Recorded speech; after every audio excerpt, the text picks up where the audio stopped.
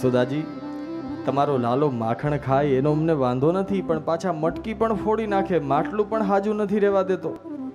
અને ક્યારેક ક્યારેક બહુ ઊંચું સિક્કા ઉપર મટકી ટીંગાડી હોય ને એને ખબર છે કે હવે આ મટકી આપણાથી અંબાહે નહીં, તો પછી પોતે મટકી ઉતારી ન શકે ને, તો મટકીમાં જ જ્યાં સિક્કા ઉપર મટકી હોય ને, પછી મટકી ક્યાંથી ફોડવી ને ક્યાંથી મટકી ફોડશે તો દૂધ બધું નીચે ઢોળાઈ જાય એ એને આવડે છે.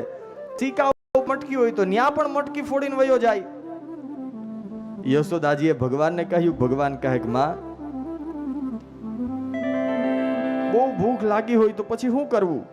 એટલે યશોદાજી પછી ખીજાણા, ગોપીઓ, અમારા ઘરમાં ક્યાં દૂધ દહીં ને માખણની તાણ છે કે મારો લાલો તમારે ઘેર માખણની ચોરી કરવા આવે? અને હું અહીંયા હવારમાં લાલો ઉઠે માખણ મિશ્રી તૈયાર કર્યા હોય, આગ્રહ કરીને જમાડું તોય નથી ખાતો ને તમારે ઘેર કઈ ચોરી કરવા આવે? જેટલી ગોપીઓએ ફરિયાદ કરતી ને એના કરતા યશોદાજીએ વ્યાજ સહિત પાછું આપ્યું. ગોપીઓને હામા ખીજાણા. બધી ગોપીઓ ફરી પાછી પોતપોતાને ઘેર ગઈ.